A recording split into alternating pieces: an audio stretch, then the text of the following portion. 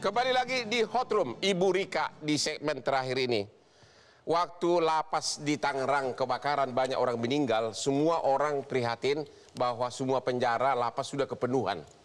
Ibu tadi mengatakan tahun ini ada 58.000 terpidana bebas bersyarat setelah menjalani 2/3. Apakah ini nanti akan sangat berakibat sehingga penjara akan semakin kosong? Artinya tidak lagi kepenuhan. 58.000 itu memang mengurangi, tapi tidak terlalu berdampak. Sampai saat ini pun isi kita pun masih di angka 270 ribuan.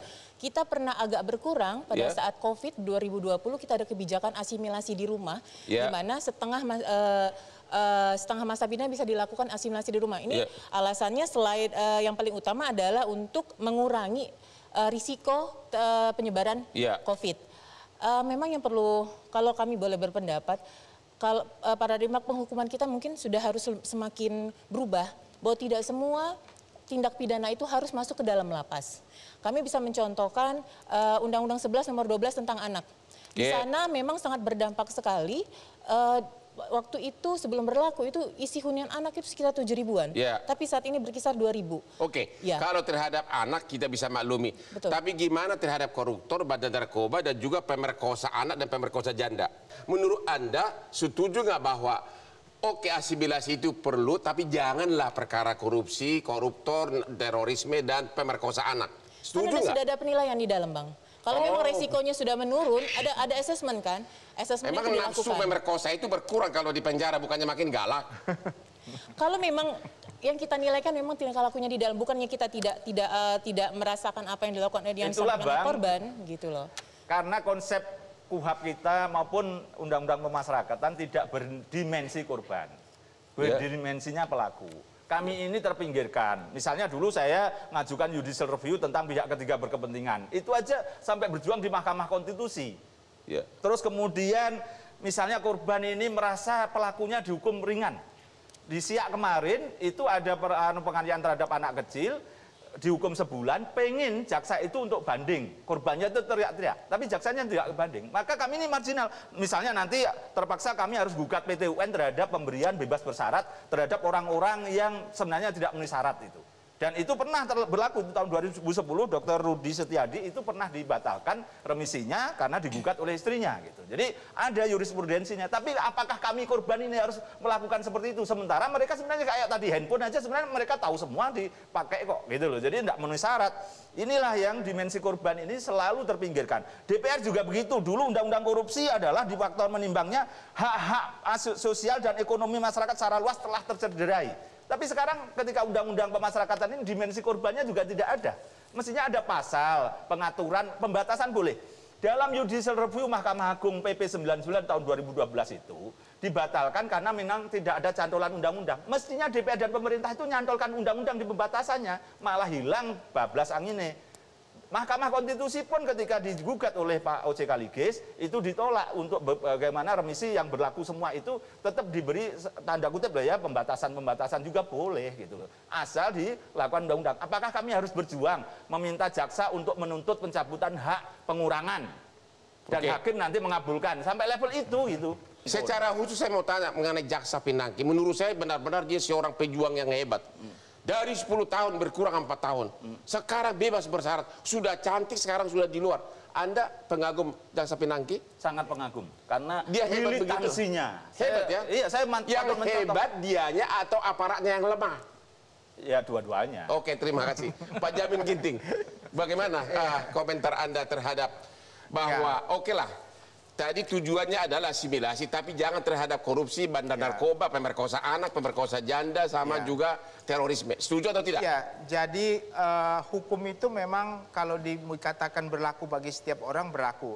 Tetapi harus ada pembedaannya terhadap suatu penghukuman. Sama seperti hakim, waktu melakukan penghukuman dan aturan hukum yang ada itu beda-beda, Pak. Nah, jadi jangan sampai nanti hakim ini jobless atau dia kecewa, sangat kecewa karena dia sudah memutuskan sesuatu, dia mempunyai kewenangan, tetapi kewenangan itu ternyata lebih besar di lapasnya, begitu. Jadi Anda bagaimana menurut Anda khusus terhadap perkara korupsi? Jadi menurut begini, Anda Bang. yang tepat bagaimana? Yang tepatnya begini, Bang. Dalam pertama tadi sistemnya terbuka dalam pemberian remisi, asimilasi dan lagi Atau undang-undangnya dicabut? Itu pertama dulu. Yang kedua, kalau harusnya diganti, bebas bersyarat itu diganti dengan pekerjaan sosial, bekerja sosial. Jadi dia boleh bebas bersyarat tapi dia bekerja sosial dulu. Dalam waktu berapa hari atau berapa lama baru dia bisa mendapatkan. Jadi jangan kriteria kebaikannya itu di dalam, tertutup, di dalam lapas. Tetapi di luar lapas, jadi ada penilai di luar, dia bekerja sosial. Contohnya bekerja sosial di departemen sosial, di jalanan, atau jadi supir busway. Jadi gitu. menurut Anda undang-undang ini perlu dicabut atau tidak? Yang kata, kalau dicabut, konsepsi pencabutan tadi sudah jelas, kita harus mengajukan judicial review terhadap pasal yang tidak sesuai, Bang. Ya. Dan menurut saya tidak tepat kalau sampai ini menyamakan semua tindak pidana dengan tindak pidana umum. Karena oke, tindak Pak pidana Satrio, Hendri Satrio, pendapat Anda gimana? Hal-hal seperti ini mudah, Bang. Kembali lagi, keinginan penguasa tuh saat ini gimana? Apakah hukum yang tidak tebang pilihnya akan diterapkan atau tidak? Atau selalu dibiarkan silo seperti sekarang? Kan case-case-nya banyak. Pastinya Bang Hotman dan Hotrum ini juga pernah membahas tentang Sambo, kan? Kan sama ini sebetulnya sama case yang ini. Case-nya kan terlihat jelas, gamblang dan terang benderang. Antara rakyat biasa dengan penguasa dan teman penguasa. Saya bukan ahli hukum, tapi saya melihatnya dari sisi komunikasi politik dan langkah-langkah politik yang dilakukan oleh penguasa kan ujungnya ke sana. Mau atau tidak. Karena sudah digamblangkan semua, 23 koruptor, kasus Sambo, dan lain-lain. Kita bisa lihat aja. Sekarang misalnya, salah nggak masyarakat kalau kemudian ada pemeriksaan salah satu tokoh masyarakat dianggap, oh ini menghalang-halangi langkah politik si tokoh nih untuk nyapres misalnya.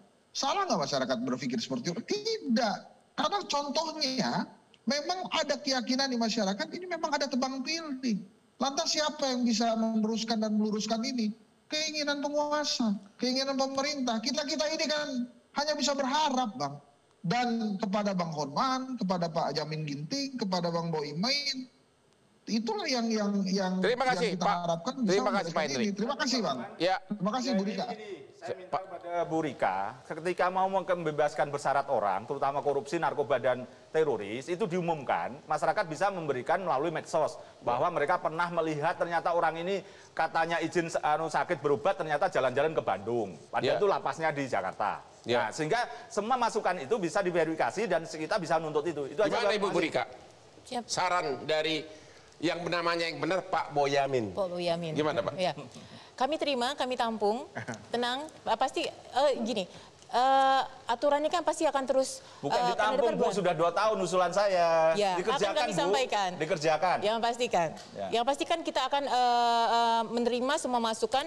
Kalau kami ini kan di konsepsinya, di tugasnya adalah pemasyarakatan, membina. Ya. Membina, mempersiapkan mereka kembali ke masyarakat. Paling tidak, mereka tidak mengulangi lagi, itu adalah bagian tujuan kami untuk melindungi masyarakat. Dan menjadi inspirasi juga kepada masyarakat untuk tidak melakukan hal yang sama. Sehingga korupsi ini benar-benar tidak ada. Tidak ada, itu dukungan kami dari bidang pemasyarakatan atau pembinaan di dalam lapas ataupun dalam rutan, Bang. Oke, diskusi kita malam ini sudah berakhir karena waktu. Kesimpulannya adalah tahun ini aja sudah bebas bersyarat 58.000 terpidana. Tahun depan bisa ratusan ribu lagi. Jadi agar masyarakat siap-siaplah menerima para mantan terpidana ini kembali di tengah-tengah masyarakat. Dan agar persyaratan untuk pembebasan persyarat ini benar-benar dipikirkan agar jangan subjektif dan jangan menjadi sumber sogok-menyogok di kemudian hari. Demikianlah akhir dari diskusi kita ini. Jangan lupa menonton Metro TV Hot Room setiap jam 10 malam. Salam Hotman Paris.